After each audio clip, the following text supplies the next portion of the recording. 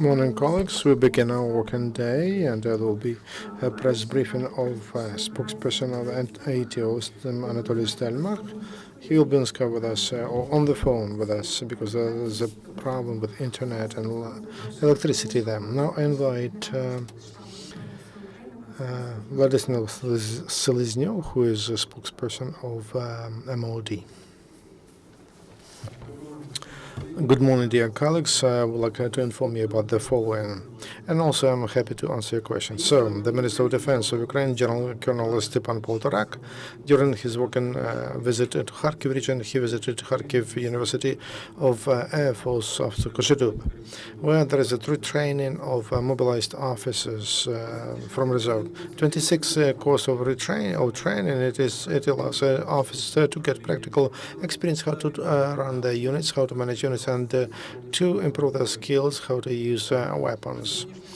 At present, in the university, there are conditions for simultaneous training of 800 mobilized military men, officers who were mobilized from retirement, and there will be many professions for them. 72.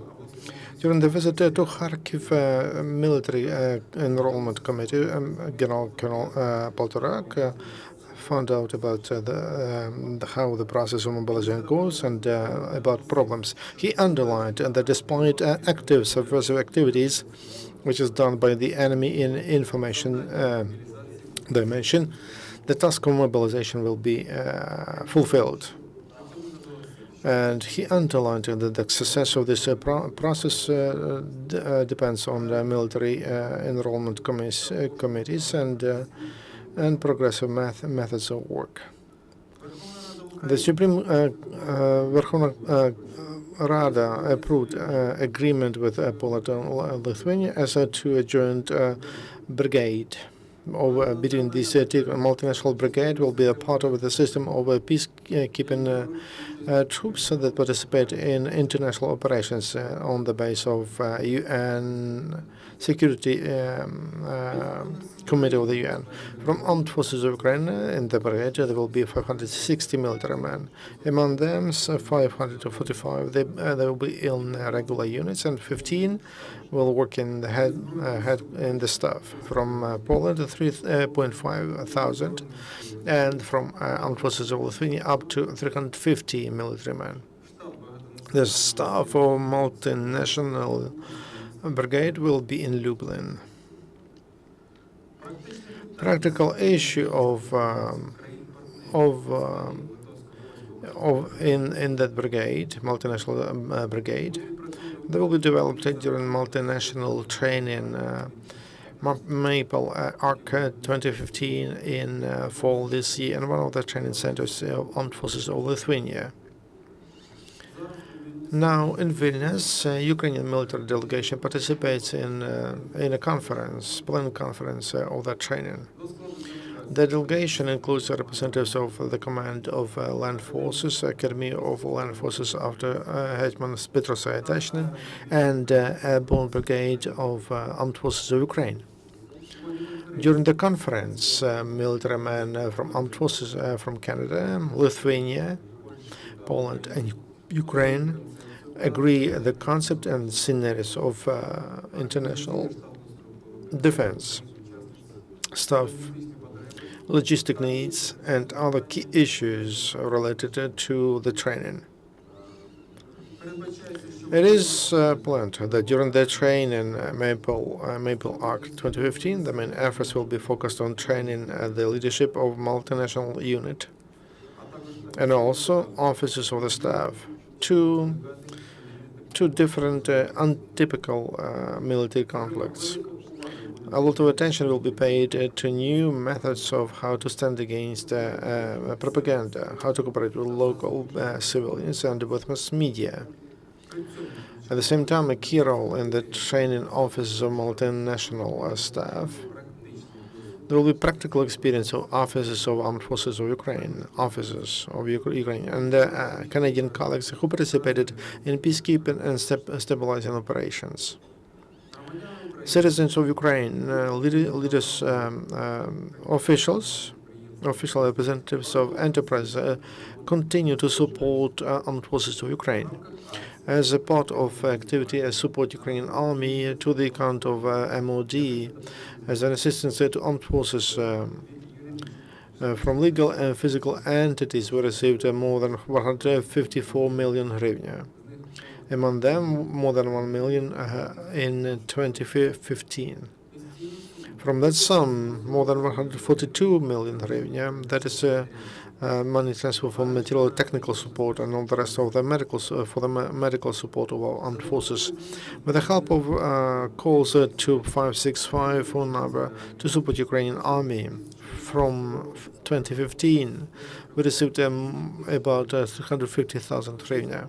All that money will go to material support of armed forces of Ukraine. This is the brief information about MOD.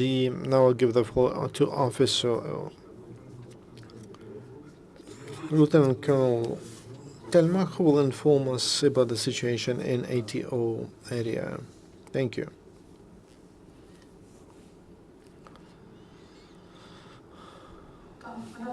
Anatoly, morning. Morning, dear colleagues. Just a second. I can read on the phone. Do you hear us? Yes. Please, no hurry. Because if there is any problem with communication, for us to hear well and also to get the information correctly. I understand you. Then we can start. Press Center of ATO informs during the night from February 4 to 5, the enemy shelled 21 times upon positions of Ukrainian armed forces, and they used red systems, and also they shelled upon Debaltseve, Luhansk, Tonenke, Nova Grigorivka. In addition to that, bandits 4 times shelled upon positions of armed forces of Ukraine in Luhansk direction, 5 times on Donetsk direction, and 1 on Mariupol direction. Criminals used artillery and mortars to fight them off. Ukrainian units used artillery and forced bandits to stop shelling. The biggest pressure is observed on Debaltseve, near Debaltseve. Only during the night near Chernuhino and Mius, terrorists 2 times stormed positions Ukrainian armed forces. All the attacks were fought off successfully, and losses of the enemy during the data: 190 died and 7 units of equipment was destroyed. The statistic confirms that life for terrorists has no meaning. Ukrainian military men hold their positions and give a good answer to the enemy in any direction. This is all, right? Yes. Anatoly, if you have information, how is it in Debaltseve and in other settlements or in other towns? Around Debaltseve, the situation is tense. It's hard to direct to Debaltseve. They shell upon Ukrainian positions. At the same time, Ukrainian military men don't give up a meter of Ukrainian land. Conversations about encirclement or retreat of Ukrainian military men, that's fake. It's not true.